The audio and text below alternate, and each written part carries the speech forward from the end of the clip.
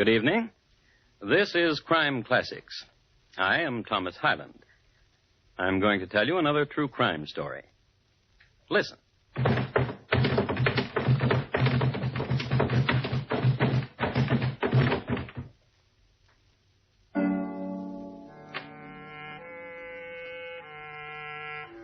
The man who just fell down the stairs is Colonel James Fisk, Jr. Although the colonel is a man given to the consumption of dozens of Blue Point oysters and bottles of heady wine at a sitting, his friends were given to pointing him out as a man inordinately steady on his feet. So why did he tumble down the stairs? And in New York's Grand Central Hotel, no less, where stair tumbling was frowned upon. The colonel didn't slip. He wasn't pushed. He was shot. The sudden presence of 2 bullets in him had upset his equilibrium. The man who's running away is the man who just shot the colonel.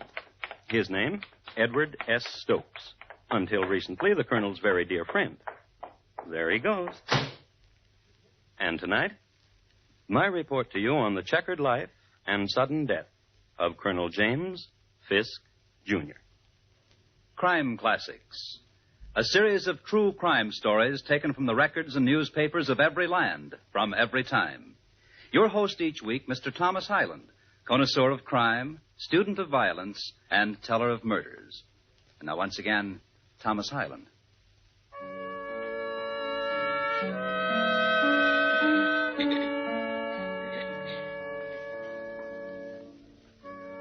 Colonel Fisk lay at the bottom of the stairs a few minutes before 4 o'clock on a Saturday afternoon, January the 6th, 1872. He was dying. His life was coming to an end. And he would be sorely missed by his family, Mrs. Fisk and the children, and by his intimates, among whom were Jay Gould, Boss Tweed, and the heavier stockholders of the day. A man dying, and I know the precise instant when his dying began. It started some months ago in a rather ornate house in Washington Square. 2 women were talking, and the younger one said, Annie, how can I meet Colonel Fisk? That was the instant. And the older one said, Oh, dearie, dearie, dearie. But the younger one was not young enough to take dearie for an answer. I mean it, Annie. I want to meet him. He's so wealthy, isn't he? And all I have is a black and white silk dress and an empty purse. So very empty, dear Annie. Oh, orphans in the rain and empty purses sadden me so, dear Josie. And I've heard he's coming here tonight to visit with you. The dear Colonel says I set such a good table. Dear Josie. Yes? Walk over there to that cabinet, dear Josie. In the very bottom drawer, you will find 2 candlesticks given to me by the minister from Egypt. Get them. Yes.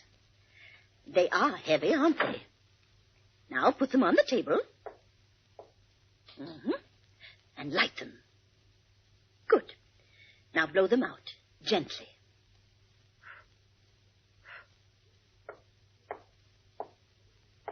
Well, Annie? Dear Josie, will you join the dear Colonel and me for dinner tonight? So nice of you to ask. I'd be delighted, dear Annie.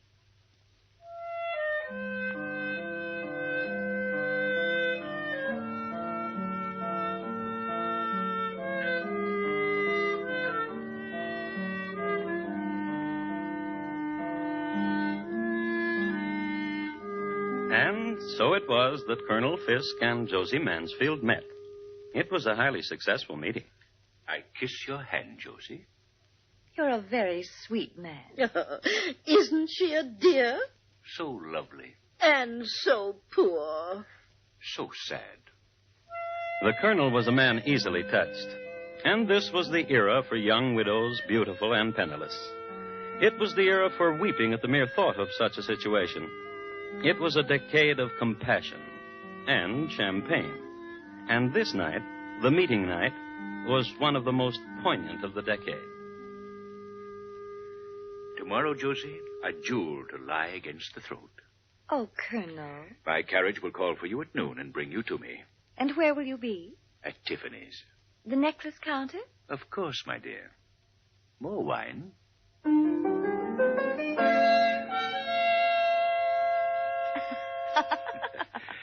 diamonds become you. Oh, Colonel. Oh, Colonel.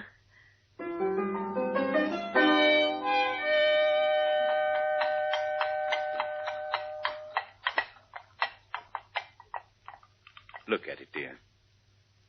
Do you like it? It's very nice. And it's all yours. Oh, thank you. I've always wanted a home of my own. And servants of my own. 6? Kiss me, Colonel.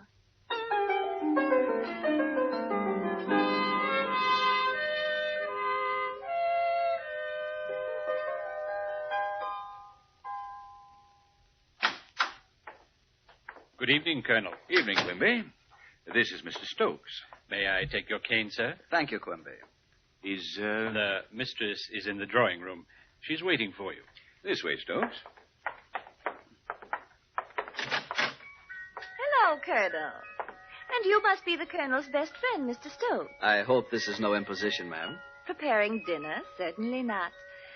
I just sat here all day, listening to the new present the Colonel sent me, while the servants made ready. Do you like the new music box, my dear?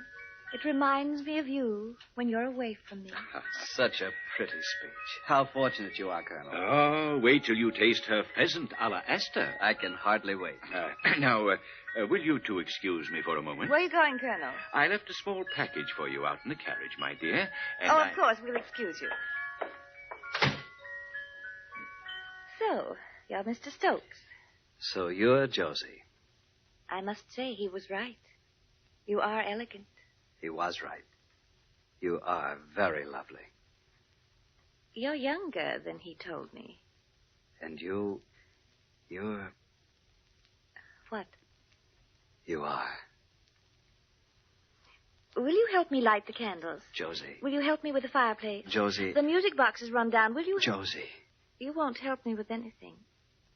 You're wicked. Yes, I am. You're very wicked.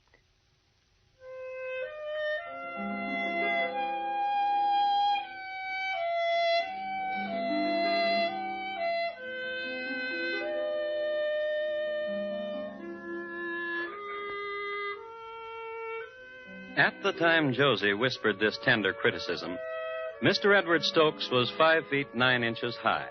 His head was covered with glossy curls, his complexion clear, his features regular, and his eyes dark blue. He was dressed in the height of fashion, and his diamond studs gleamed brilliantly. And after the colonel returned with a forgotten package... Oh, a ruby pendant. Thank you, Colonel. You're very welcome. And after the wine was drunk and venison devoured, and the fingers dipped in the lemon water, after that evening of old friends and new, after that, there was a new day. And there was this. Good morning, Mr. Stokes. Good morning, Quimby. The mistress is in the sitting room. She's waiting for you. Thank you, my man. Josie. Edward. Oh, wait, Edward. I was out this morning early shopping. Here, I bought something for you. Open it. Josie. A pearl stick pin. There was no need for you to... Oh, yes, there was. Now be quiet.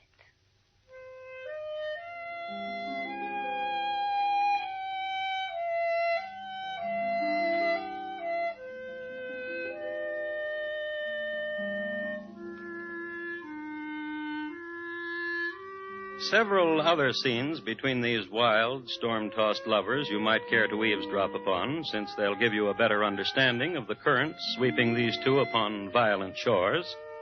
Like this one.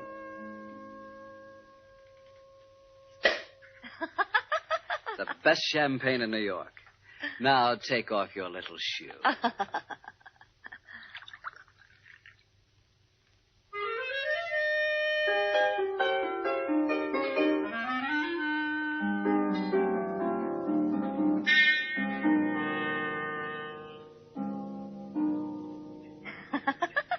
Here, use my mallet, dear. This croquet has brought the pink to your cheeks. Make your shot.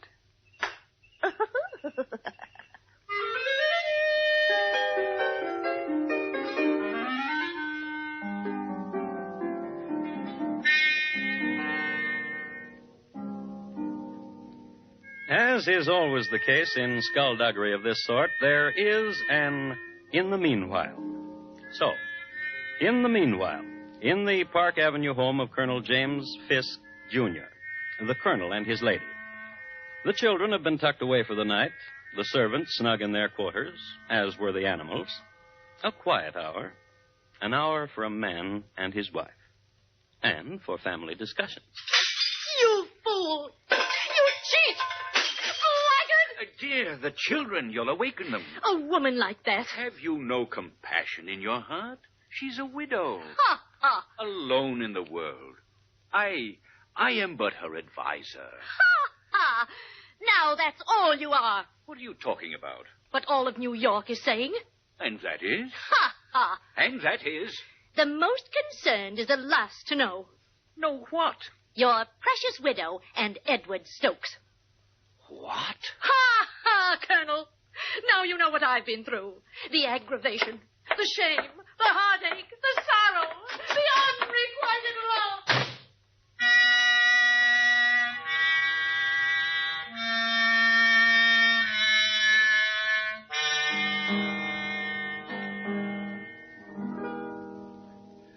I'm sorry, Colonel. It's so late at Quimby, night. where is, The mistress is in her boudoir. Go awaken Who her. is it, Quimby? It's not Mr. Stokes, ma'am. Why, good evening, Colonel. What's this I hear about you and that scamp, Edward Stokes? Why, what have you heard? That you and he, Who told you that? my wife. You'd better go back to her, Colonel. Then it's true. I love him very much. Josie, Go back to your wife. I warn you. You warn me. You, Colonel? Listen to me. I'll ruin you. Please, go home. You and Edward Stokes. Mark my word. I'll ruin the both of you. My promise to you, if it takes the rest of my life.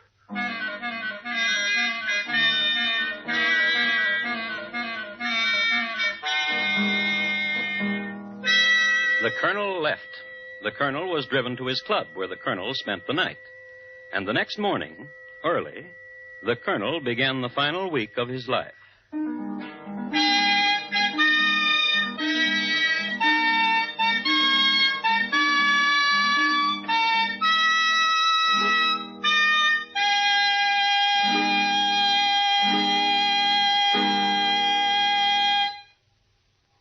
You are listening to Crime Classics and your host, Thomas Hyland, and his report to you on the checkered life and sudden death of Colonel James Fisk, Jr.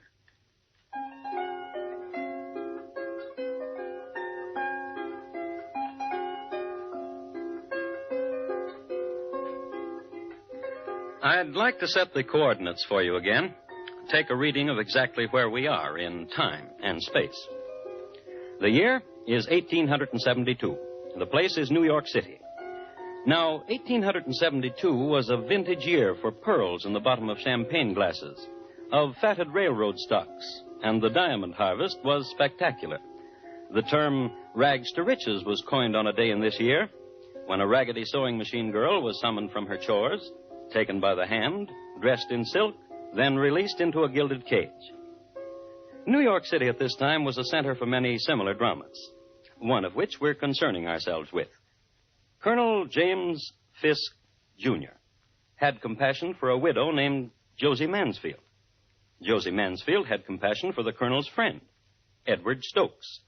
The colonel, upon hearing of this arrangement, immediately went into action, in a colonel-like manner. Your Honor, I want to swear out a warrant for the arrest of Edward S. Stokes for embezzlement. Why, certainly, Colonel. We'll have the culprit in jail in no time at all.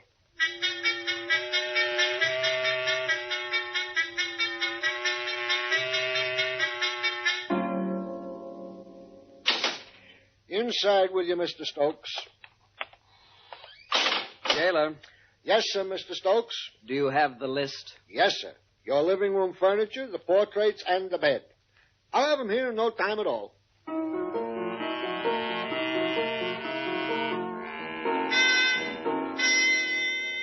Edward Stokes was a model prisoner for 2 days. He was then released when the charge against him was dropped. Not to be outdone, he went into action in a manner which gained the plaudits of his cronies. Your Honor, I want to swear out a warrant for the arrest of Colonel James Fisk, Jr. for false imprisonment. Why, certainly, Mr. Stokes. We'll have the culprit in jail in no time at all.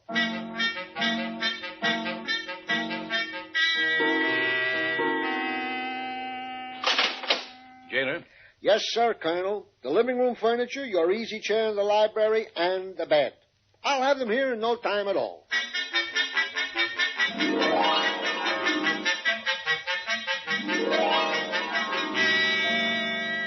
War of nerves, tactics, and strategies, and reprisals. And the real victors, the gatherers of the loot, the lawyers. So the Colonel and Mr. Stokes called a truce, waved white napkins at each other across a gleaming table at Delmonico's. Stokes, I think we both acted like children. I agree with you, Colonel. Let me fill your glass. Yeah. A toast. To a friendship. Our friendship, Colonel. Enough of jails and lawyers and arguments. Life is too short. I'll drink to that, too.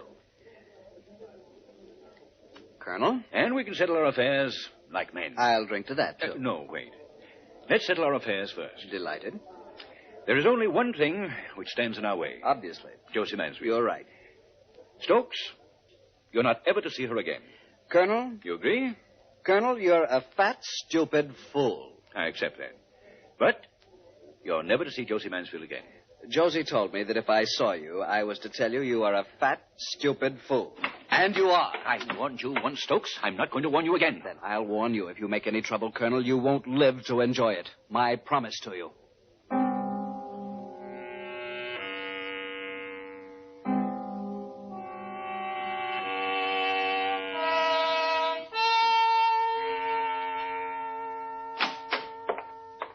Good evening, Mr. Stokes. The mistress is in the parlor. Josie. Josie. Josie, wake up. Oh, Edward. How nice, Edward. Dearest, listen. It's important. Are you awake? Well, of course, I just drowsed off.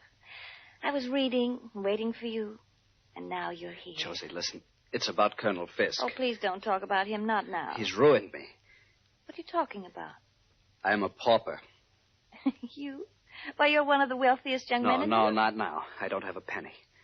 What happened? The stocks I had, all my assets. Well? The Colonel forced down the value of the Erie Railroad stocks, wiped me out. Oh, Edward, I'm so sorry. Josie. Yes? I'm poor now. Do you want me to leave? Never come back? Darling Edward. Darling, dearest Edward. Josie. We'll beat him. We'll destroy the Colonel, you and I together. That's impossible. He's too powerful. He's a weakling. What? I can prove he's a weakling. He writes letters. Letters? I saved them. And that's not all. What do you mean? Dealings he's had. Dishonest business dealings. Would you like to look at them? Dearest Josie, I love you so much.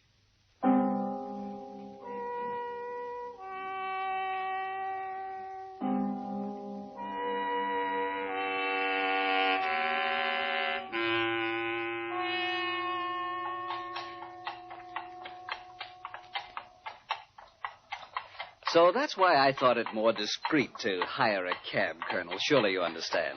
I must tell you, Stokes, when I agreed to meet you, to ride with you in a hired hack at night... I explained the necessity of secrecy, Colonel. As indeed you did not. You merely said secrecy. That is why I must tell you I am confused. Have you made another decision about Josie? A tentative decision, Colonel. Tentative? Yes, it depends on you. Oh? I need money. I know. Badly. I know. Colonel? Yes? You love Josie very much, don't you? I understand you now, Stokes. I thought you would. You want me to reimburse you for the money you've lost? $250,000. I know. In return for which, you'll give up Josie. That's right. I'm sure there must be a name for you, Mr. Stokes. I'm sure of it. I had an experience last night. I had dinner at home with my wife.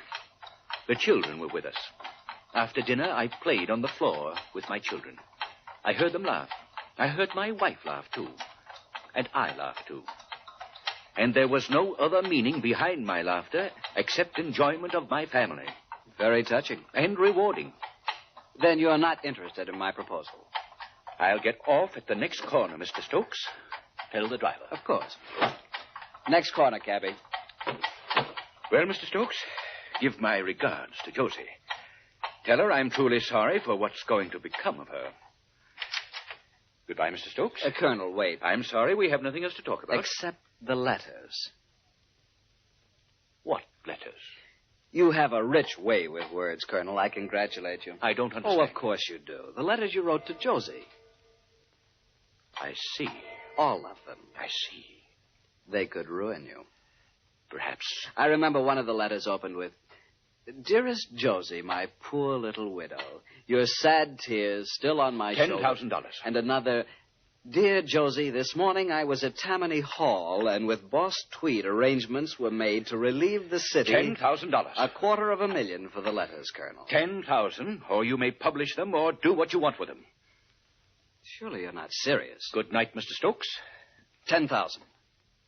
Bring your letters to me tomorrow, and you shall get your money. Good night.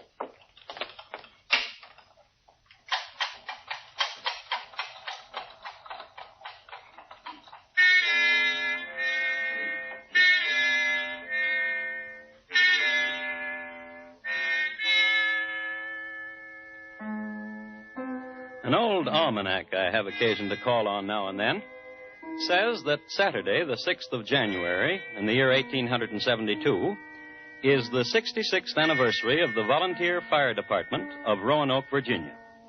Also, it predicts the day will be cold and clear with high westerly winds. So, we'll make an assumption. On a cold, clear Saturday morning, buffeted by the high westerly winds, Mr. Edward Stokes made his way to the Wall Street office of Colonel Fisk. Here he received more coldness and $10,000. Here he deposited with the colonel a stack of letters, wrapped in blue ribbon and sachet. Then Edward Stokes called on Josie Mansfield. He told her of the transaction. We must imagine that Josie's reaction went something like this. You idiot! You bumbling, spineless idiot! But Josie... I should have known better than to trust you with those letters. But $10,000 is better than nothing. If you'd had the courage... He told me 10,000 or nothing. If you'd had the courage, he would have given you everything he owned. Why, the mere possession of the letter dated June 16th, 1871 would have been a fortune 10 times the amount you got. But... But what? You have your jewels, this house. Surely you must be worth nearly $1 million yourself. I love you, dear Edward, but that's my money. You'll just have... What is it, Quimby? Miss Annie Wood wishes to speak with you. Tell her I'm busy. She said it's extremely urgent. Extremely urgent. Hello, Annie. Josie, dear Josie, and dear Mr. Stokes. Hello. The judge came to see me for lunch a little while ago. Judge? What are you talking about? Judge Tripler. Well, I don't see. He just come from court. He just signed a warrant. Yes? For the arrest of dear Mr. Stokes on the charge of blackmail. Colonel Fisk. Yes. The dear judge told me that the colonel asked him to sign such a warrant. Josie. Yes? We'll be seeing each other more often. Won't we, dear Josie?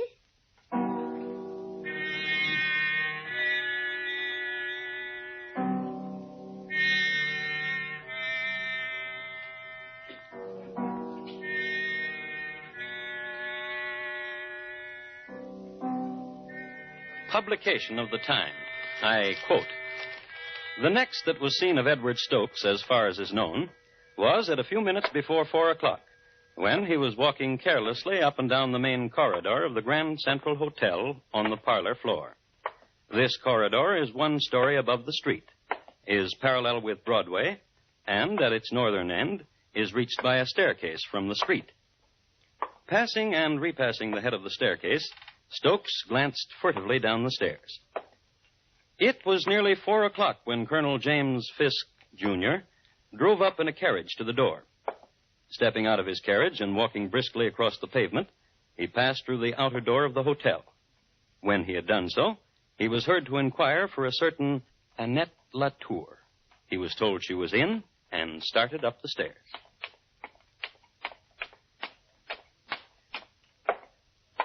Good afternoon, Colonel. Stokes, Don't! You'll ruin me. For the love of heaven, someone help me!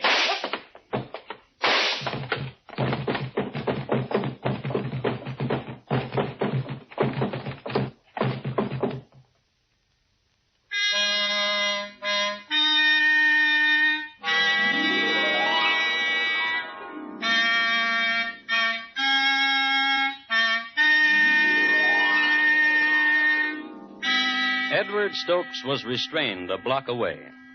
The colonel didn't die immediately. He was lifted by 3 bellhops and taken to chambers supplied by the management.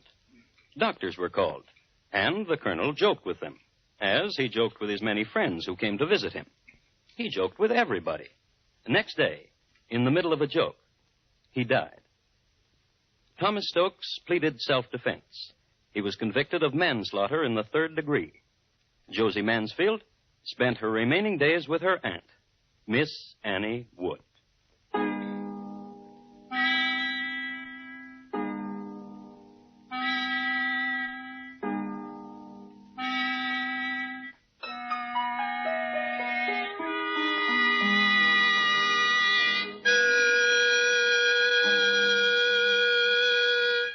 And here again is Thomas Hyland.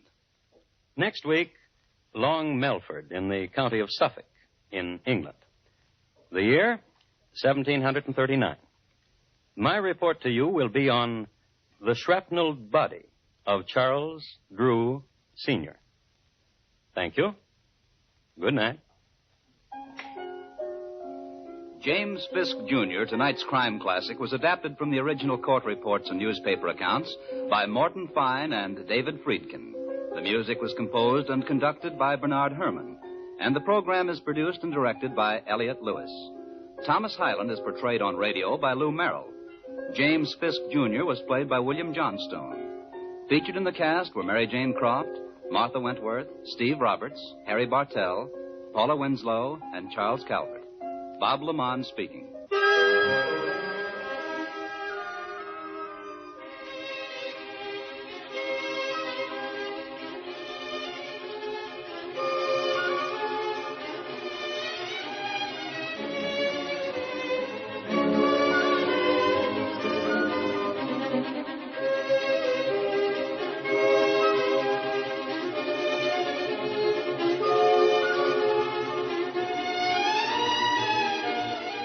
Crime Classics has come to you through the worldwide facilities of the United States Armed Forces Radio and Television Service.